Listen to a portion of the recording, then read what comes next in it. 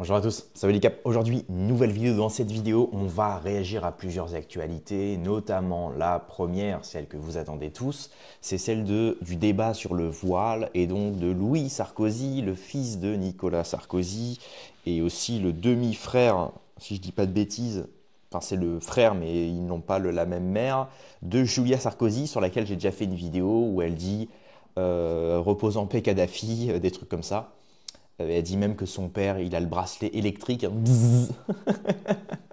Enfin bref, je vous incite à voir la vidéo, elle est hilarante. Donc, pour cette vidéo-là, on va s'appuyer sur plusieurs choses. Déjà, il faut comprendre que pourquoi Louis Sarkozy parle du voile. Louis Sarkozy parle du voile parce que ça y est, c'est le retour, comme tous les mois. C'est un petit peu, tu sais, comme Leclerc qui t'envoie des catalogues là, de leurs fruits et légumes en promotion. Tu sais, tous les mois dans ta boîte à lettres, tu retrouves ça. Bah, c'est un peu pareil avec la télé. Tous les mois, tu as le droit au débat sur le voile. C'est-à-dire qu'on a une dette grossissante de 3000 milliards. On est en pseudo-guerre contre la Russie. Macron veut envoyer des soldats français à la guerre. On veut nous piquer notre épargne. 66 000 fermetures d'entreprises en 2024. Enfin bref. Donc, il y a plein de sujets sur lesquels les médias, les journalistes, les politiciens pourraient discuter. Pourraient se dire, voilà, il y a les Français deviennent de plus en plus pauvres, s'appauvrissent. Qu'est-ce qu'on peut faire contre ça? Non, non.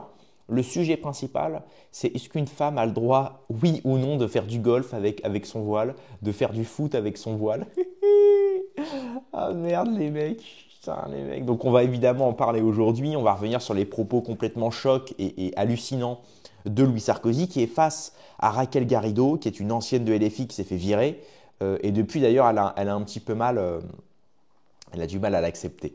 Allez, c'est parti chers amis, on regardera aussi 2-3 actus, notamment les propos de Louis Sarkozy. Vous allez vous rendre compte que pourquoi c'est un traître à la nation, je vais vous le dire dans quelques instants. On a aussi une musulmane qui interpelle Gérald Darmanin sur le voile, il lui répond. On a aussi un rabbin qui parle de la kippa, parce qu'effectivement, si on parle beaucoup du voile en France, par contre, on ne parle jamais de la kippa. Bizarrement, la kippa ne pose pas problème.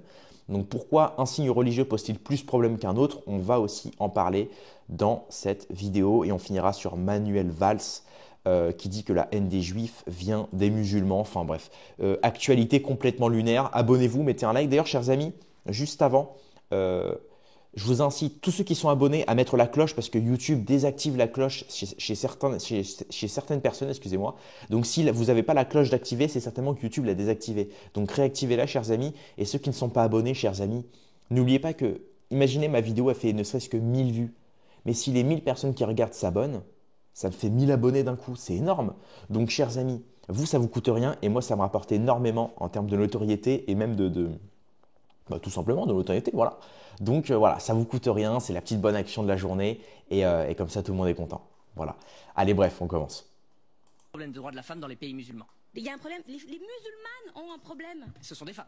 Oui, donc est-ce que le culte musulman, laissez-moi rephraser, laissez-moi faire. Donc c'est un culte musulman. Est-ce que le culte musulman lui-même, les idéaux, pas les gens, les textes sacrés, la religion musulmane, pose-t-elle particulièrement un problème aux femmes, plus que la chrétienté aujourd'hui ou le judaïsme? Vous êtes en train de faire la démonstration de ce que j'ai dit au départ. Je vous pose une question, c'est oui ou non? Une pente qui consiste à remettre en cause. C'est oui ou non, Madame Garrido? Alors, petite pause, hein.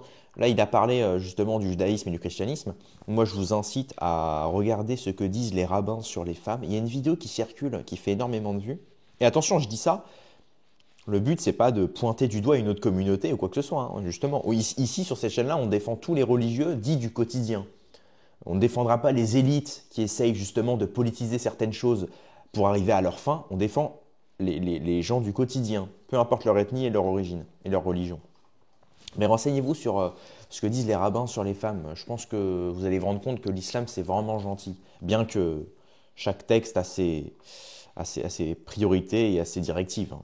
Oui ou non? Même, et vous parlez de dangerosité oui ou non, d'une religion. Raquel Garrido. Et ça, Oui, si un jour la France est gouvernée par l'extrême droite, c'est ce que nous aurons des gens comme vous qui diront il y a une religion, une seule, qui est en fait dangereuse et il faut l'interdire. Madame Garrido, je crains qu'on entend ici un électoralisme qu'on connaît de ce côté du bord politique qui vise à séduire un certain électorat de banlieue.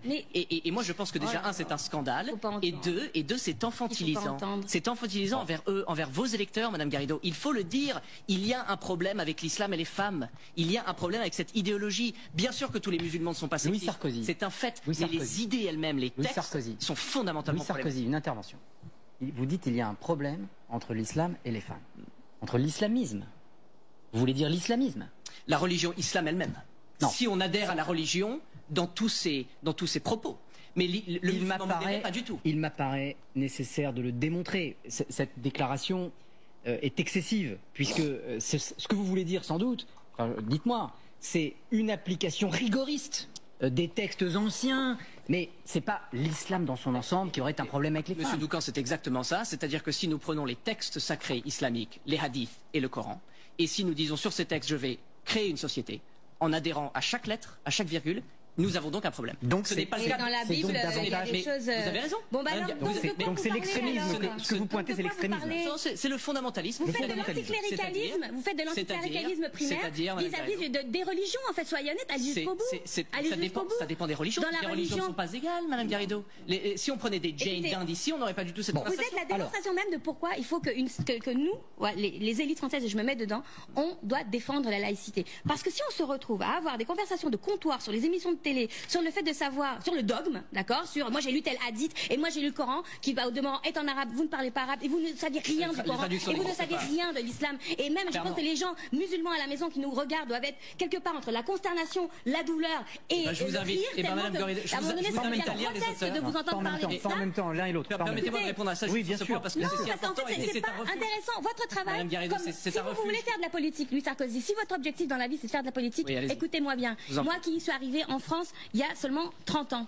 La laïcité, c'est précieux. Donc, abstenez-vous de donner votre avis sur le dogme. Ou alors, faites anticlérical. Si vous voulez épargnez les téléspectateurs de vos leçons de morale, Madame Garrido. Ne faites pas de politique. Épargnez-nous, Madame Garrido, je vous en prie. Nous sommes sur un sujet d'une complexité infinie et qui est d'ailleurs extrêmement important et intéressant. Si ça vous rassurait qu'aujourd'hui, assis à ma place, au lieu de Louis Sarkozy, qui il est vrai, français, hongrois, espagnol, petit blanc, il y avait Aya Nirsi Ali, excisée de force, d'accord, quand elle avait 3 ans. S'il y avait Majid Nawaz, qui a créé la fondation Quilliet, qui sont marrons comme un café et qui vous explique que l'islam c'est infiniment problématique, est-ce que votre argument ça vous rassurerait? Ah bah oui. C'est ça qu'il faut. Il faut donc une réduction à la couleur de peau ou à l'origine nationale pour avoir un argument théologique. Non, à votre fonction. On n'est pas capable de lire une traduction. Je vous dis que c'est la fonction politique. Vous n'avez rien compris à ce que je dis. Nous parlons du voile, Madame Garrido, c'est le sujet. Nous parlons du voile. Moi, je vous parle de laïcité. On ne va pas parler d'islam quand on parle du voile. La laïcité, ça s'applique à tout le monde, ou alors ça n'existe pas. Ça ne peut pas être à géométrie variable.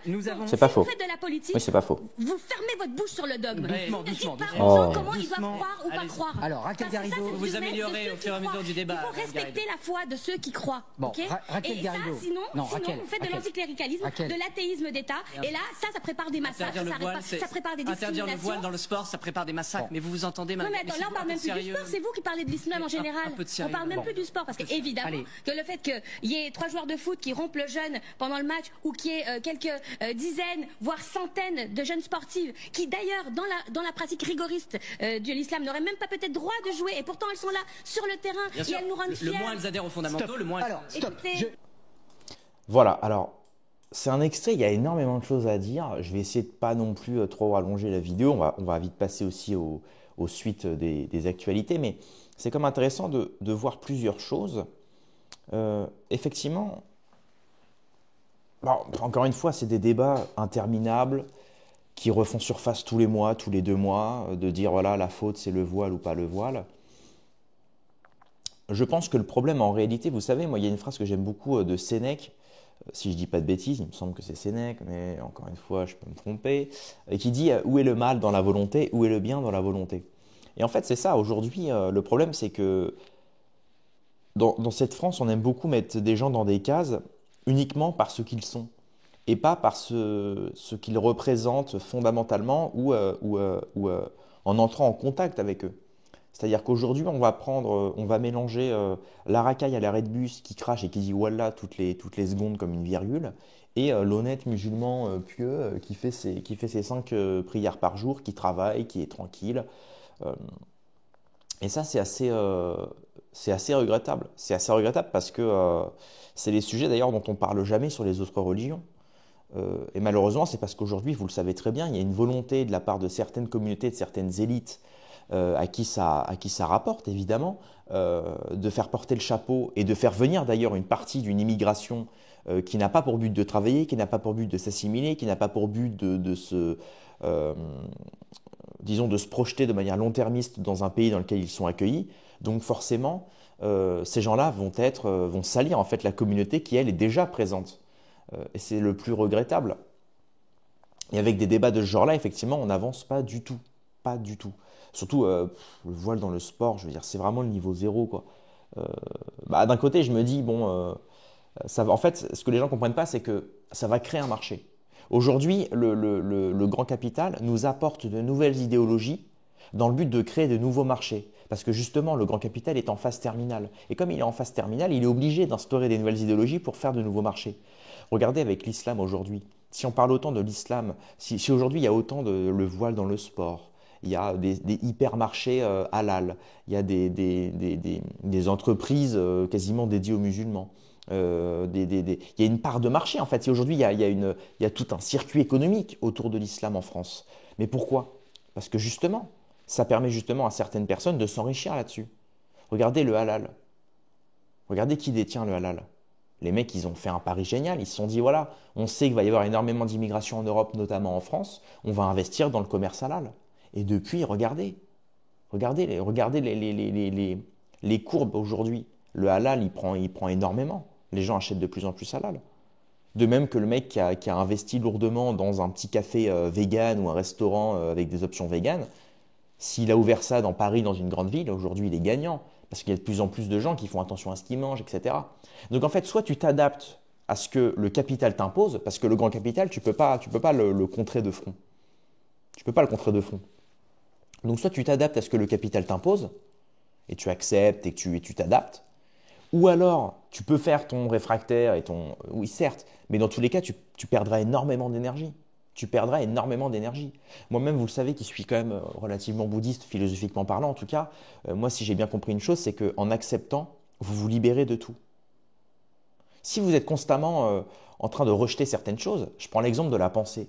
Ça vous arrive pas des fois, quand vous dormez, vous savez, vous n'arrivez pas à dormir parce que vous pensez à des choses et vous dites, il faut absolument que je pense à rien, pense à rien, pense à rien. Et le fait de dire pense à rien, ça te fait penser à quelque chose. Et en fait, finalement, c'est un cercle vicieux. Et justement, votre esprit n'est pas fait pour diviser ou votre esprit n'est pas fait pour supprimer des choses. Votre esprit et votre mental, il est fait pour additionner et multiplier. Donc, quand vous avez une pensée, il faut l'accepter et il faut simplement la laisser aller. Je prends toujours la métaphore de la barque. Vous savez, votre mental, c'est comme si vous étiez assis au bord d'un fleuve ou au bord un petit fleuve, une petite rivière, et il y a des petites barques qui passent. Et ces barques-là représentent vos pensées. Il faut les laisser aller. Il ne faut pas tenter de... Non, il faut les laisser aller, simplement. Elles passent devant vous et elles repartent. Et ben, c'est de même avec tous ces sujets-là. Finalement, on se rend compte que la plupart du temps, on se prend la tête et alors qu'en fait, c'est des choses qu'on nous impose de force, justement pour diviser l'attention. Justement pour ne pas parler des véritables problématiques sociales, des véritables problématiques financières. La question de la dette, la question de à qui doit-on la dette? Ça, c'est des choses très intéressantes.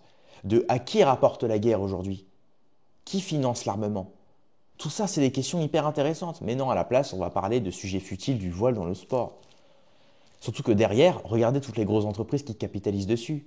Nike et toutes les grosses marques de ce genre-là qui vont sortir des voiles spécifiques pour le sport. Parce que, explique-moi, moi qui fais de la boxe, une femme voilée qui fait de la boxe, pas possible. Je veux dire, rien qu'en Muay Thai, il y a la partie du clinch, le corps à corps. Tu peux pas faire du corps à corps avec un voile.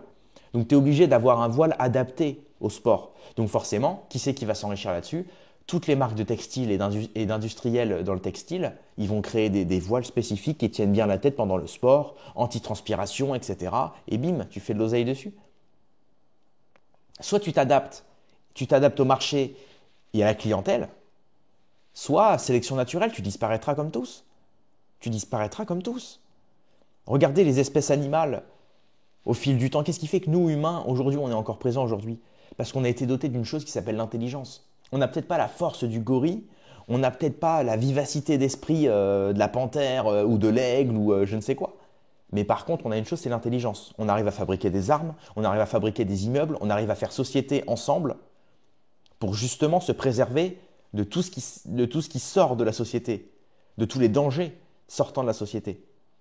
Et c'est ce qui fait qu'aujourd'hui on est encore en vie, c'est grâce à notre intelligence, le fait de pouvoir se souvenir du passé pour mieux agir dans le futur, ce que n'ont pas d'autres animaux, ce que n'ont pas d'autres espèces. Et c'est ça qui fait aujourd'hui notre supériorité. Ah oui, notre supériorité. Tout simplement. Et donc c'est pareil dans une société même, si vous voulez surpasser certaines autres personnes dans votre société, certaines classes sociales, certains groupes sociaux, etc., il n'y a qu'une chose, c'est l'adaptation. Il faut s'adapter au monde. Et le monde, il est en train de changer, les amis. Et c'est pour ça, moi, encore une fois, je pointe pas du doigt, même je sais qu'il y a beaucoup de droitards qui se plaignent. Moi, je ne veux pas faire de vous, chers amis, des ennemis. Moi, je vous dis simplement, je vois beaucoup de gens de droite souffrir justement de l'immigration, du voile, de l'islamisme, etc. J'ai été comme vous à l'époque, je viens de Zemmour, moi, à la base. Hein. Je suis un Zemmourien, les mecs. Hein. Vous avez vu le discours que j'ai maintenant? Est-ce que j'ai l'air de souffrir de l'islam? Je crois pas. Pourquoi? Parce que j'ai accepté, je me suis adapté et surtout, j'ai arrêté d'affabuler. J'ai arrêté d'affabuler, j'ai trouvé des solutions. Je trouve des solutions. Et surtout, je vois la réalité en face. Je vois la réalité en face. Il y a beaucoup de gens qui s'imaginent des scénarios, qui... Enfin bref, je ne vais pas digresser en plus, mais c'est déjà assez long. Mais voilà, c'est pour vous dire, je pense sincèrement que de un, ce sont des débats futiles, et de deux, les premières victimes de tout ça, c'est les gens qui se nourrissent de ces informations-là en réalité. Si vous vous nourrissez de ça et que vous vous plaignez de ça, en réalité, vous êtes les premières victimes de tout ça, au lieu de vous adapter ou de trouver des solutions. C'est d'ailleurs la première... ça définit l'entrepreneur, c'est de trouver des solutions à des problématiques, de trouver des solutions viables dans un futur proche. Ceux qui te parlent de réimmigration, c'est très bien, mais je veux dire, la réimmigration, on ne pourra jamais la faire tant qu'on n'a pas le pouvoir. Donc en attendant, qu'est-ce qu'on fait? Qu'est-ce qu'on fait? On fait la guerre civile? Je crois pas. Moi, j'ai pas envie de faire une guerre civile. J'ai pas envie de tuer des gens qui m'ont rien fait, uniquement parce qu'ils ont une religion différente de la mienne. Je crois pas que je suis né sur Terre pour ça. Je crois pas, non. On n'est plus en 700 et quelques, on n'est plus à cette époque-là, les mecs. On n'est plus à cette époque-là. Il faut arrêter de nous vendre l'esthétisme de la guerre. Il faut arrêter tout ça. Aujourd'hui, il faut trouver des solutions intelligentes et intelligibles. Celle de la discussion, celle du dialogue, celle de créer des ponts et non des murs. Voilà la réalité. Alors, il faut quand même rappeler qui c'est Louis Sarkozy. Louis Sarkozy, il a quand même mis ça, c'est un tweet, Sarko Junior. Je suis plus fier d'être patriote américain et pas français. Parce qu'il faut comprendre que Louis Sarkozy, il a été dans une école américaine, il a été une école militaire américaine aussi. Enfin voilà, c'est vrai, il faut comprendre que déjà Sarkozy de base, le père, c'était évidemment agent des Américains, qui nous a réintégrés dans l'OTAN. Bref, c'était vraiment le type candidat des US. Et donc il a envoyé son fils en Amérique, faire une des meilleures écoles américaines. Bref, et on voit que Louis Sarkozy, en 2015, il était plus fier d'être patriote américain que français. Et on se rend compte qu'aujourd'hui, il est sur LCI à plein temps, hein, parce qu'il est chroniqueur donc toutes les semaines chez LCI, dans une émission justement qui s'appelle Face à Garrido, Raquel Garrido. Et donc, il faut quand même comprendre que LCI, ça appartient donc à Martin Bouygues, qui est le parrain de Louis Sarkozy et le meilleur ami de Nicolas Sarkozy. Donc encore une fois, voilà, on est bien dans le système français, le système de caste. Et c'est ça que je veux vous dire, les amis. C'est que pendant ce temps, il y a un type qui s'appelle Louis Sarkozy qui vous fait croire que le problème c'est le voile, qui vous fait croire que le problème c'est l'islam, pour que vous vous plaigniez, vous ayez la tête comme ça à la fin de la journée. Et pendant ce temps, lui, il prend son chèque. Il prend son chèque de Martin Bouygues. Et Martin Bouygues, je vous rappelle, qui construit aussi des HLM pour justement tous les gens de banlieue, tous les gens musulmans qui touchent des allocs, etc. Je ne dis pas que tous les musulmans touchent des allocs, attention. Mais là, je vous parle des gens. Il y a aussi les RSAistes français, il y a les RSAistes français musulmans, les RSAistes français athées, etc. Mais c'est bien pour vous dire, parce que moi, sachez que j'ai habité dans une ville fut un temps où le maire de cette ville-là a refusé de faire des HLM par M. Bouygues, qui était créé par M. Bouygues. Il a refusé de faire ces HLM et la région de cette ville-là lui a coupé toute forme de financement public, donc ce qui fait que l'hiver d'après, on n'a pas eu de patinoire, l'été d'après, on n'a pas eu de festival, etc. Parce qu'il avait refusé, donc c'était un maire relativement de droite, qui avait refusé de faire des HLM parce qu'il s'est dit non, j'ai pas envie que ma ville devienne remplie d'HLM alors que c'est une belle ville, etc. Et le mec s'est fait retirer ses aides. Donc là, déjà, de un, on se rend compte que les maires subissent une pression de la part de certaines personnes, mais surtout, rendez-vous compte que ces HLM-là, ils étaient construits par M. Bouygues, parce que M. Bouygues, c'est pas que les réseaux, non, il a des médias, il a des parts terrestres, il a des parts dans des chantiers, etc., comme des HLM, des bâtiments, des résidences. Et donc, il a aussi les fameux réseaux Bouygues. Donc, un Louis Sarkozy qui vous dit que le problème, c'est l'islam, qui vous dit que le problème, c'est l'immigration, etc., qui est sur une chaîne LCI, détenue par M. Bouygues, meilleur ami de Nicolas Sarkozy, parrain de Louis Sarkozy. Et lui-même, ce type-là, Bouygues, construit des HLM pour justement faire venir l'immigration, et pas que des immigrés maghrébins, il y a aussi les Ukrainiens qui ont des merveilleux logements, qui ont des aides. Pour ça, il faut voir mon micro-trottoir sur l'Ukraine-Russie, où j'ai croisé justement Sergio, à qui je salue, qui lui est dans la rue, qui vend des journaux à Perpignan, et qui m'avait dit, voilà, moi je connais des Ukrainiens qui touchent des allocs, qui ont des appartements, et nous, Français honnêtes, on a bossé toute notre vie, on n'a plus rien, on est à la rue, et nous, on n'a rien. C'est ce qu'il vous a dit, le mec. C'est ce qu'il vous a dit. Et c'est juste hallucinant. Et puis évidemment, je vous rappelle, n'oubliez pas ce qu'il avait dit, Louis Sarkozy, sur les Palestiniens. Qu'ils crèvent. Israël fait le travail de l'humanité. Il faut risquer et engendrer la mort de civils. Voilà ce qu'il avait dit, Louis Sarkozy. Donc rendez-vous compte, c'est quand même un type. Voilà, encore une fois, on est dans la pure, je ne vais même pas dire opposition contrôlée, on n'est pas dans ça. C'est-à-dire, on est vraiment dans la pure volonté de semer la division et surtout de faire monter des tensions envers vous, chers amis, parce que c'est le peuple français qui regarde la télé, c'est le peuple français qui se nourrit de l'actualité.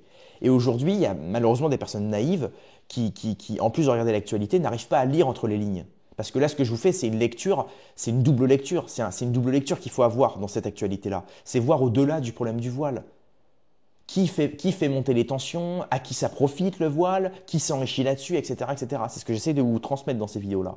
Mais le Français moyen qui réfléchit pas trop parce qu'il bosse toute la journée, il rentre, il se détend un peu avec sa télé et avec sa boîte de raviolis, c'est malheureux, hein, c'est le quotidien en réalité des Français. Hein. Et donc quand il allume la télé et qu'il voit Louis Sarkozy qui dit le problème c'est le voile parce que regarde des trucs, il y croit, ce type-là il croit. Et donc malheureusement après quand il sort de chez lui, le Français honnête, dès qu'il va avoir une voilée, il va se dire ah ouais mais elle, comme a dit Louis Sarkozy, hein, c'est elle qui pose problème, hein, un truc machin. Hein. C'est vrai, c'est véridique. Et je vous incite à regarder à l'époque, c'était les Guignols, je crois, qui avaient fait un sketch énorme, justement sur le français blanc autochtone qui a peur de tout ce monde-là, et justement le musulman qui croit que le blanc c'est un facho, parce qu'il est blanc c'est un facho. Faut que je vous le retrouve, ce sketch-là des Guignols, parce qu'il est énorme. Et c'est étonnant qu'il fasse plus de choses comme ça, c'était vraiment bien à l'époque. Bref, on passe à la prochaine actualité. Donc c'est une musulmane qui interpelle Gérald Darmanin. Est-ce normal d'être exclu des compétitions à cause de mon voile? Sa réponse, oui, c'est normal, il y a des règles. On regarde ça, c'est parti. La question pour vous aujourd'hui, c'est est-ce que c'est normal que je sois exclu des terrains de compétition depuis 2 ans parce que je porte mon voile? Qu'est-ce que vous lui répondez? Bah oui, c'est normal, il y a des règles. Il y a des règles en République, elles sont connues depuis des dizaines d'années. Et par ailleurs, en islam, la prescription, c'est de s'adapter au pays dans lequel on vit. Bien sûr, il faut que la foi soit respectée. Il y a plus de 2000 mosquées en France. La liberté religieuse est garantie. Personne ne demande la religion de quelqu'un pour passer un concours, pour aller voter, pour vivre. La question pour vous aujourd'hui, c'est... Alors là, c'est intéressant parce que, vous voyez, moi, ça m'est arrivé récemment. J'ai fait une compétition de boxe thaï au championnat de France. Et en fait, dans les règles, il y a marqué qu'il faut se raser la barbe. Et c'est vrai que moi, je trouve ça un peu débile, ce genre de choses, parce que finalement, bon, même si derrière, il y a peut-être une explication, ouais, possible. Mais c'est vrai que c'est un peu agaçant. Aujourd'hui, on est dans une société où on nous dit « vous êtes libre ». Alors évidemment, au niveau de l'expression, nous ne le sommes pas. La preuve, certains se font bannir des réseaux sociaux, certains se voient à la 17e chambre correctionnelle pour des propos sur Internet. On n'est pas libre. Mais on te fait croire que tu es libre parce que tu es libre de consommer. Sauf que le système de consommation aujourd'hui nous propose des alternatives. Il nous dit tout le temps, vous savez, c'est la nouvelle forme qu'a pris le grand capital, c'est celui de vendre la différence. Les slogans de la plupart des marques, c'est voilà, soyez différents. Par exemple, au niveau des gens obèses, par exemple, ah bah voilà, acceptez-vous tel que vous êtes, soyez différents, soyez un gros unique et à part des autres. Avec nos nouveaux pantalons spéciaux, pareil avec le voile, pareil, on vous vend maintenant, voilà, soyez unique, soyez une femme voilée unique, soyez fière d'être voilée. Ou pareil, j'ai vu une pub l'autre fois, ça s'appelle, je sais plus quoi, c'était pour des soutiens-gorge, voilà, soyez bien dans vos nichons, soyez uniques. On vous vend la différence. On veut faire croire aujourd'hui, on fait gober aux gens que être différent, c'est la norme. Mais justement, normalement, c'est pas la norme. C'est pas la norme d'être différent. On est différent parce qu'on est à la marge. Et quand on est à la marge, on se voit refuser certaines choses. Ce qui était acceptable à une époque. Mais aujourd'hui, comme on nous fait croire et comme on nous vend constamment dans cette société de consommation qu'il faut être différent, quand on revient dans des compétitions sportives, quand on essaie de postuler à certains emplois, etc., on nous dit bah non, il va falloir respecter cette règle-là. Il faut se raser la barbe, il faut avoir une coupe de cheveux adéquate, il faut porter tel habit, il ne faut pas porter tel habit, il faut enlever ce signe religieux, il faut enlever ceci, cela. Et en fait, finalement, on se rend compte que la République, le projet républicain, rentre en collision avec le grand capital et cette nouvelle forme qu'a pris le grand capital, celle de la différence. On ne peut pas à la fois nous dire il faut être républicain et s'adapter aux normes républicaines, barbe rasée, pas de voile, le costard, le truc, le machin, selon les domaines et les milieux dans lesquels vous êtes, et à la fois nous dire bah voilà, sois différent, ose être différent, fais-toi les cheveux bleus, ose être différent, fais-toi pousser la barbe, sois de telle religion, etc., etc. Et c'est ça en fait le plus gros problème. Mais non, à la place, Gérald Darmanin il dit bah non, il y a des règles. Oui d'accord, mais là le problème c'est que vous rentrez en collision avec ce que vous nous vendez toute la journée. Donc au bout d'un moment, il va falloir que la République s'adapte au grand capital ou que le grand capital s'adapte à la République. Mais on ne peut pas vivre dans une société où il y a deux mondes comme ça. Le monde républicain politique qui gère la société et à la fois le grand capital qui gère l'économie. Au bout d'un moment, les gars, c'est pas normal, c'est pas normal. Et c'est ça en fait le vrai problème, c'est ça. Alors on passe à l'actualité suivante, celle justement d'un rabbin qui nous dit la kippa ne semble pas être un problème à la République parce qu'elle n'est pas une revendication politique, c'est simplement une marque d'attachement religieux. Le problème du voile pour les femmes musulmanes, c'est que parfois ce n'est pas seulement un acte religieux, c'est aussi une manière de revendiquer un nouveau statut, de revendiquer une vision politique. La kippa me semble ne pas être un problème, pour une raison très simple. La kippa n'est pas une revendication politique, c'est simplement une marque d'attachement religieux. Le problème du voile pour les femmes musulmanes, c'est que parfois, et c'est pour ça qu'il serait bien pratique de sonder les reins et les cœurs, effectivement, pour les femmes musulmanes, ce n'est pas parfois seulement un acte religieux, c'est aussi une manière de revendiquer un nouveau statut, de revendiquer une vision politique.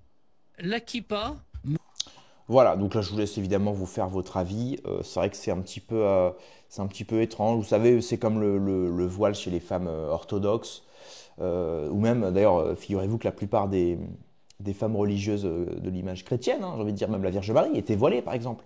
Sur la plupart des peintures et des représentations de la Vierge Marie est voilée.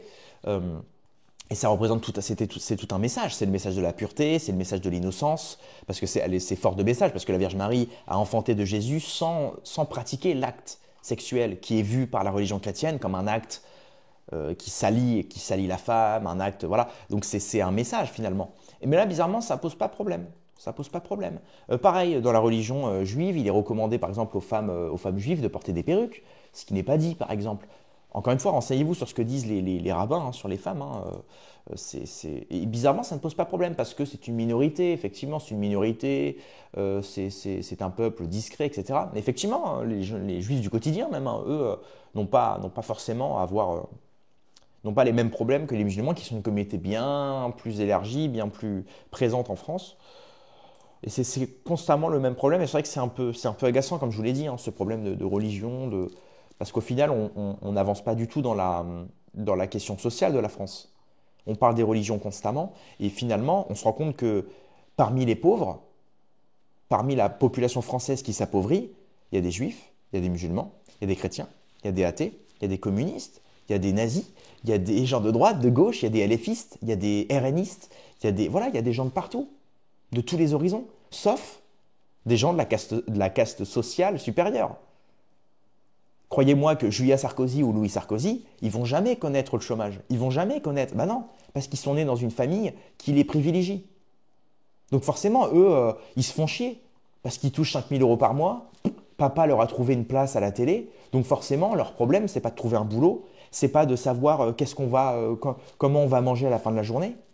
Est-ce qu'on va pouvoir manger à la fin de la journée? Est-ce que mes enfants vont pouvoir manger? C'est pas ça leur problématique. Donc qu'est-ce qu'ils se font chier? Donc qu'est-ce qu'ils font? Bah ils trouvent des sujets des sujets. Bah voilà, on va parler du voile parce que j'ai rien à foutre de ma journée, donc je vais parler du voile plutôt.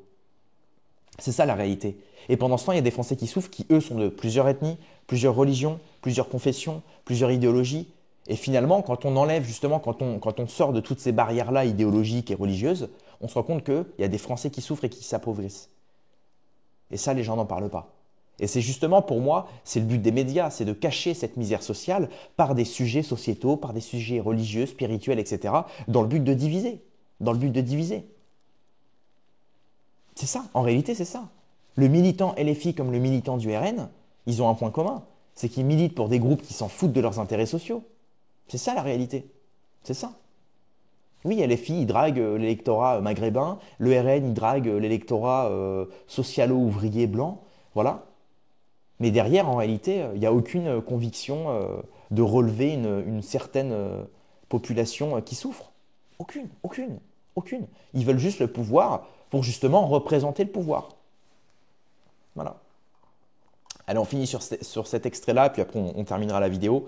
Manuel Valls, ça fait longtemps qu'on ne l'avait pas entendu, lui, quand même. La haine des Juifs vient essentiellement du monde arabo-musulman, en France comme ailleurs. Je crois que depuis des années, d'ailleurs, les pouvoirs publics, quels que soient les présidents de la République, quels que soient les gouvernements, dénoncent, mettent les moyens pour s'attaquer à ce phénomène. La communauté juive en doute.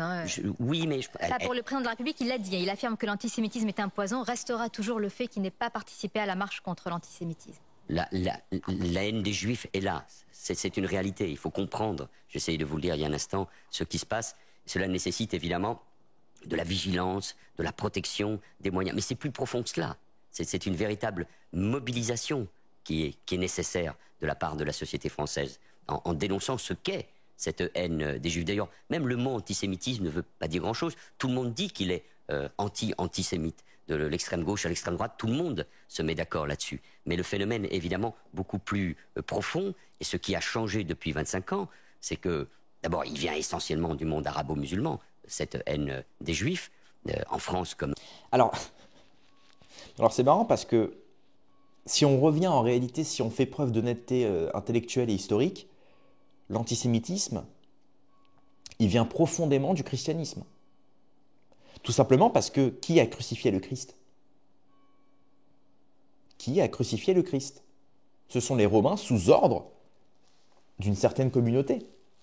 Évidemment, on ne parle pas de toute une communauté entière, mais effectivement, c'est un petit groupe qui a agi. Et regardez ce que dit par exemple le Talmud sur Jésus. Lisez ce que dit justement le Talmud, qui plus est, je le rappelle, le Talmud, c'est une réinterprétation orale de la Torah par des rabbins extrémistes, etc.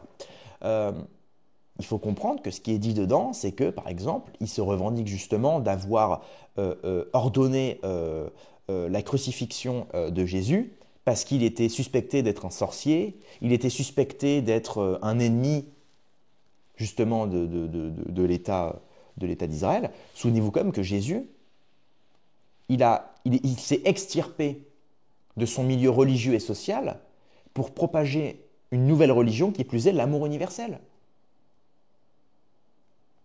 D'ailleurs, ça lui fait un point commun avec Bouddha. Bouddha, c'est pareil. Bouddha, il a quitté l'hindouisme et son milieu social parce qu'il était fils de prince. Fils de prince. Il était fils de prince hindou. Et il a quitté l'hindouisme et il a quitté le milieu noble dans lequel il était pour rejoindre le milieu ascétique, celui de n'avoir aucun bien matériel, pour créer sa propre religion qui est le bouddhisme, dans un milieu justement où les hindous à l'époque souffraient énormément. Il a créé une religion dans le but, justement, de propager l'amour universel. En fait, il y a un point commun entre Bouddha et Jésus. Et là, on se rend compte, effectivement, que les deux, effectivement, étaient des ennemis, finalement. Parce que les hindous l'ont mal pris, forcément. Tout comme, effectivement, certaines communautés, certaines personnes, en tout cas, qu'on appelle à l'époque israélites, ont mal pris le fait que Jésus quitte le judaïsme pour créer sa propre religion, qui, elle, est une religion universaliste. Alors que, pour rappel, le judaïsme, ça se définit par justement le fait que c'est un peuple qui est élu.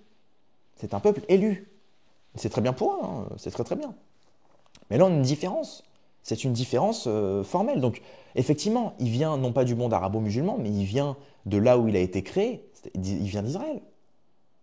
La haine, donc antisémite, ça ne veut rien dire en réalité. Mais effectivement, ça vient de là, parce que quand vous regardez les écrits, quand vous regardez qui a crucifié le Christ, quand vous regardez qui Jésus a désigné comme ennemi, vous comprenez. Vous comprenez tout simplement. Et encore une fois, moi, mon but, c'est pas de propager une quelconque haine ou quoi que ce soit. Au contraire, c'est de remettre l'histoire en avant, de remettre des éléments de contexte très importants pour comprendre aujourd'hui pourquoi on en est là aujourd'hui. C'est de comprendre tout ça. Et vous regardez les écrits religieux, par exemple, vous regardez ce que dit le Coran sur Jésus, qui s'appelle Issa dans le Coran. Il est considéré comme un prophète, il est considéré comme une personne très importante, sa mère aussi, la mère Vierge Marie, ce sont deux personnes très importantes dans le Coran. Jésus est un prophète. Quand vous regardez ce que dit le Talmud sur Jésus, c'est pas pareil. Il est traité de sorcier, il se revendique justement fièrement d'avoir mis fin au jour à Jésus parce que justement c'était un sorcier, un manipulateur. C'est deux visions différentes. Deux visions que j'accepte, mais deux visions différentes. Donc qu'on arrête un petit peu, qu'on arrête. Et c'est d'ailleurs, moi, ça me dérange même avec cette histoire du rabbin d'Orléans, tout ça. C'est regrettable ce qui lui est arrivé, mais ça m'embête de me dire que d'un côté, les Juifs représentent moins d'1% de la population française, et finalement, dès qu'il y en a un qui se fait agresser, dès qu'un Juif se fait agresser, ça fait la une des médias partout. Comment ça se fait qu'aujourd'hui, une communauté qui représente moins d'1% de la population française fasse autant parler d'elle dans les médias, la une des médias, la une de la presse, la une à la télé, etc. Le peuple majoritaire en France, ce sont les Français autochtones. Et eux, quand ils sont agressés, il n'y a rien. Il n'y a rien. Et dès que quelqu'un relaie une agression d'un Français, un Français autochtone qui se fait agresser, on est traité de facho, on est traité de « Ah, parce que regardez, pourquoi tu relais ça, truc, machin ». Pour ne pas être traité de facho, il faut relayer les minorités qui se font agresser en France. Mais c'est hallucinant. C'est hallucinant. C'est hallucinant. Il n'y a qu'en France que ça existe, ça. Il n'y a qu'en France. Moi, je vous le dis, il n'y a qu'en France que ça existe, ça. Vous allez en Thaïlande, je peux vous garantir que quand un Thaïlandais il se fait agresser, ça fait la une des médias. On ne touche pas au peuple thaï. On ne touche pas au peuple thaï. Et quand c'est un pharaon qui se fait agresser, bon bah ça fait un peu parler, mais sans plus. Les Thaïs s'en foutent. De toute façon, un pharaon, un étranger, ne sera jamais thaï pour eux. Il ne sera jamais thaï. Ce sera un thaï de papier à la limite, mais rien de plus. C'est vraiment, c'est accablant de se dire qu'aujourd'hui, ça fait plus parler aujourd'hui une minorité, et pas forcément que la minorité française juive, même d'autres. Dès qu'une minorité, c'est dingue aujourd'hui, on nous dit qu'on est en démocratie, quand même, ça vient de démos, kratos, c'est le pouvoir au peuple, pouvoir à la majorité, c'est ça en fait, c'est la majorité qui décide. Et aujourd'hui, la majorité, c'est celle dont on parle le moins. Et pourtant, c'est celle qui souffre le plus. Et on en parle le moins. C'est quand même hallucinant, c'est juste hallucinant. Donc bref, pour finir cette vidéo, chers amis, je tiens à dire quand même que voilà, le but, c'est pas de propager la haine, c'est justement d'essayer de trouver un dialogue et d'éviter de semer toute hostilité envers une quelconque communauté, ethnie, etc. Parce que de toute façon, on n'avancera pas comme ça. On n'avancera pas comme ça. Moi, je les vois, les commentaires des mecs qui disent « Oui, mais Kentra, tu parles pas de ça, de trucs. » Oui, mais les gars, vous comprenez pas que si on désigne quelqu'un comme un ennemi, le problème, c'est que ça fait pas avancer les choses. Il faut remonter aux causes. Et quand on remonte aux causes, là, effectivement, on peut parler des conséquences et des causes. Si on ne parle que de la journée, toute la journée, que des conséquences, sans en revenir aux causes, on n'avancera jamais. Vous savez, c'est comme moi, je prends toujours la métaphore de l'arbre. Si vous vous plaignez des fruits qui tombent de l'arbre, c'est bien gentil. Mais tous les printemps, les fruits, ils vont repousser, les fleurs vont venir et les feuilles vont tomber. Je suis désolé. Aujourd'hui, si les fruits vous dérangent, il faut parler de l'arbre en question. Il faut couper le tronc. Voilà. Sans couper le tronc, tous les printemps, vous aurez les branches qui repoussent et tous les automnes, vous aurez les feuilles qui tombent. Donc, soit tu coupes l'arbre et la racine, soit toute ta vie, tu te mens à toi-même et tu te plains des fruits qui tombent. Mais dans ce cas-là, c'est de la malhonnêteté. Et tu continueras de souffrir éternellement. Encore une fois, on est dans le bouddhisme là. C'est ce que dit Bouddha. Il dit la cause de la souffrance. Pour comprendre la souffrance, il faut comprendre la cause de la souffrance. Et une fois qu'on a identifié la cause de la souffrance, il faut se détacher de cette cause de la souffrance. Et une fois que vous êtes détaché de cette cause de la souffrance, que vous l'avez acceptée, il ne parle pas de refuser, il ne parle pas de la supprimer, il vous dit d'accepter la cause de la souffrance. Une fois que vous avez accepté la cause de la souffrance, vous ne souffrez plus, parce que vous êtes conscient que vous souffrez, et que vous êtes conscient que vous avez identifié cette souffrance et la cause de la souffrance. Donc vous ne souffrez plus, tout simplement, vous ne souffrez plus. Mais bon, tout ça, c'est des sujets que je parlerai peut-être plus profondément dans des lives ou dans des vidéos privées, je ne sais pas, je verrai. Dites-moi si ça vous intéresse d'ailleurs. Mais voilà, c'est une petite vidéo de bonne humeur pour commencer cette journée. Voilà, chers amis, n'oubliez pas que faut pas appeler à la haine, faut pas appeler à quoi que ce soit, ça ne réglera pas les problèmes. Voilà, ça ne réglera pas les problèmes. C'est comme hier, j'ai fait une vidéo sur le Jarl. Les mecs, ils me disent oui, mais le Jarl, il parle des vrais problèmes. Non, non, il parle des conséquences. Il ne parle pas des causes. Il parle de l'immigration. Il parle des délinquants. C'est très bien. Mais aujourd'hui, il faut comprendre qui c'est qui crée ces délinquants. Hein? Qui c'est qui crée ces délinquants? Oui, c'est bien. Il y a l'islamisme, il y a la montée de l'islam. Oui, c'est vrai. Mais je vais vous regarder aux Émirats. 90%. Déjà, c'est un pays qui est régi sous la charia. 90% des gens sont musulmans là-bas. Mais pourtant, il n'y a pas de problème, il n'y a pas de voitures volées, il n'y a pas de gens qui se font agresser, Non, il n'y a pas tout ça. Pourquoi? Bah pareil, là, on fait une sociologie du pays. Qu'est-ce qui fait que ça fonctionne? Qu'est-ce qui fait que ce pays qui est régi sous la charia, qui est régi sous des lois islamiques, qu'est-ce qui fait que ce pays fonctionne? Qu'est-ce qui fait que son économie est stable, etc. Qu'est-ce qui fait qu'en France, ça ne marche pas? Parce qu'il y a des instances, parce qu'il y a des infrastructures, parce qu'il y a des institutions qui font en sorte de créer des tensions, des divisions, des faux problèmes, etc. Et là, tu en viens à une analyse politique cohérente et réelle. Sinon, tu peux faire du Jarl, tu peux faire du Damien Rieu, tu parles des conséquences, ah, regardez, l'islam, le voile, les trucs, le machin, c'est bien. Mais quand on fait une sociologie pure, on comprend les problèmes, on comprend comment ils surviennent, après on en remonte à l'histoire. Tout ça, c'est un travail de longue haleine. Et tout ça, ça ne se résume pas en 1 minute dans un TikTok de Damien Rieu ou du Jarl. C'est tout un travail, il faut lire des livres, il faut remonter à l'histoire, il faut parler avec des gens, s'ouvrir au dialogue, faire une sociologie complète de différents milieux. Et là, on en vient à... Mais tout ça, encore une fois, c'est le long terme. Et le problème, c'est que la plupart des gens de droite ne veulent plus de l'islamisation de la France, veulent une France blanche et chrétienne du jour au lendemain. On n'arrive pas à une France chrétienne et blanche et autochtone du jour au lendemain. Tout ça, c'est un travail de longue haleine, sur 20, 30, 40 ans, une vision long-termiste, comme l'avait De Gaulle, quand il voulait rendre la France indépendante. Ou alors, voilà, on se soumet bêtement à l'aide américaine, comme le fait Sarko, comme le fait... on se soumet au monde de la finance, comme le fait Hollande, Macron. Voilà, pour ses petits intérêts personnels. Encore une fois, c'est une vision court-termiste. Ce n'est pas une vision long-termiste. Voilà, je crois avoir tout dit, chers amis. Même j'en ai peut-être dit un petit peu trop. Cette vidéo est un petit peu longue, mais bon. Bref, abonnez-vous, mettez un like. Rendez-vous dans quelques heures dans ma prochaine vidéo. Paix et amour sur mes amis et mes ennemis. Et surtout sur mes ennemis.